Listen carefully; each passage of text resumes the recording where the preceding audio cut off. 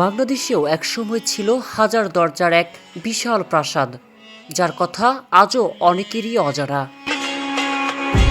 রাজশাহীর বাগমারা উপজেলার যোগীপাড়া ইউনিয়নের বীরকুৎসা গ্রামে দাঁড়িয়ে থাকা এই জমিদার বাড়ি একসময় ছিল ঐতিহ্য আর আভিজাত্যের প্রতীক। কালের বিবর্তনে আজ তা পরিত্যক্ত, তবে এখনও বয়ে বেড়াচ্ছে এক বিস্মৃত ইতিহাসের স্মৃতি। ভারতের পশ্চিমবঙ্গের হাজারদুয়ারি প্রাসাদের নাম আমরা অনেকেই জানি।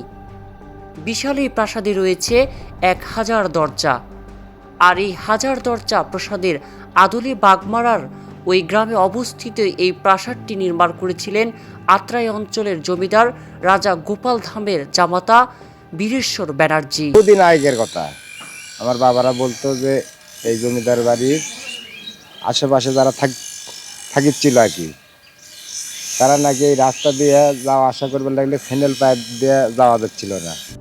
ইতিহাস বলছে রাজা গোপাল ধামের কোনো পুত্র সন্তান ছিল না, ছিল মাত্র এক কন্যা, প্রভাতীবালা। জমিদারি কাজের প্রয়োজনে রাজা গোপাল প্রায় দিল্লি যাতায়াত করতেন। অনেক দিন যাবত এখানে বন্ধ, আগে খেলা হচ্ছিল, এখন মনে করেন ওই ভাঙ্গা চোরা সব মনে করেন জায়গায় জায়গায় খুলে খুলে পড়ে যাচ্ছে, হচ্ছে। তো এখানে অনেক লোক ধরেন দূরে দূরে থেকে আসে যায়, ভিতরে যেতেও ভয় করে। আমরা কিছু কিছু স্থানীয় লোকেরা মানা করি, ভয় ওখানে যায় না, হয়তো ওখান থেকে একটা ওয়ালি ভাঙ্গিয়ে গায়ের উপরে হয়তো সমস্যা বিকট হতে পারে।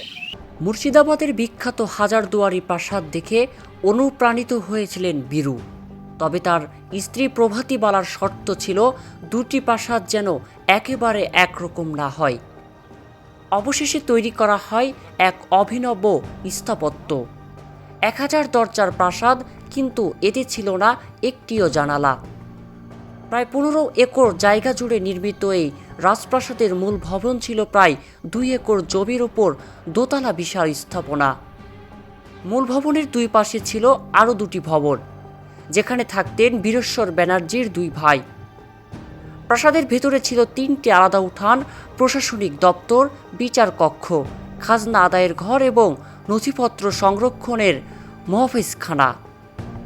এছাড়াও ছিল অতিথিদের থাকার ঘর এবং একটি বিশাল নাচঘর, যেখানে সে সময়ের নামকরা শিল্পীরা সঙ্গীত ও নৃত্য পরিবেশন করতেন। কথিত আছে এমনই এক অনুষ্ঠানে রাজার 3য় ছেলেকে পালিত হাতি খেয়েও ফেলেছিল। দিন বয়স ওই তার পালিত হাতি নাকি রাজার ছেলেকে খেয়ে ফেলছিল। তো পরে কয়েক ঘন্টা পরে আর কি বমন করে ওই রাজার ছেলেটাকে বের করে দেওয়ার পরে তার রাজার ছেলেটা মৃত, তখন মৃত ঘোষণা করার পরে এই স্থানীয় ভাবে এখানে নিয়ে এসে এখানে তাকে সমাধি করা হয় আর কি। এটাই রাজার ছেলের কবর আর কি।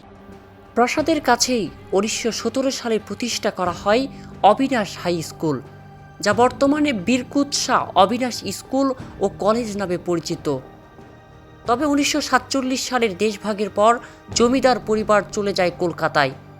পরে জমিদারি প্রথা বিলুপ্ত হলে প্রাসাদটি সরকারের অধীনে চলে যায় এবং কিছুদিন ছাত্রাবাস হিসেবেও ব্যবহৃত হয়। কিন্তু নিয়মিত সংস্কার ও রক্ষণাবেক্ষণের অভাবে ধীরে ধীরে জরাজীর্ণ হয়ে পড়ে এ ঐতিহাসিক প্রাসাদ। ঐতিহাসিক এই প্রত্নতাত্ত্বিক নিদর্শনটি সংস্কারের দাবি জানিয়েছেন স্থানীয় ইউপি চেয়ারম্যান। আজ এটি দাঁড়িয়ে আছে পরিত্যক্ত অবস্থায়, বীরু ও প্রভাতীর স্বপ্নের এক রাজপ্রাসাদের নীরব সাক্ষী হয়ে। এরা দেশভাগের সময় চলে যায়, যাওয়ার পরে আবার আসিছিল, আমি দেখেছি। আর বড় ছেলেকে আমি দেখেছি, নাম পরিমল আসিছিল, তখন আমি ছোট।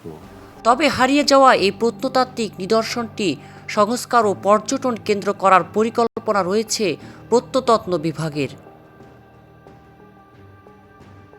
কালের সাক্ষী হয়ে দাঁড়িয়ে থাকা এই জমিদার বাড়ি আজও বহন করে এক হারিয়ে যাওয়া ইতিহাসের গল্প।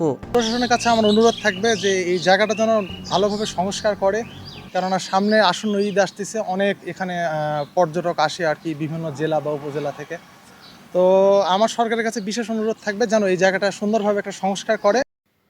সংরক্ষণ আর যথাযথ উদ্যোগ নিলে এটি হতে পারে গুরুত্বপূর্ণ পর্যটন কেন্দ্র। সৈয়দ মাহমুদ শাওন, ডেস্ক রিপোর্ট, উত্তরা প্রতিদিন।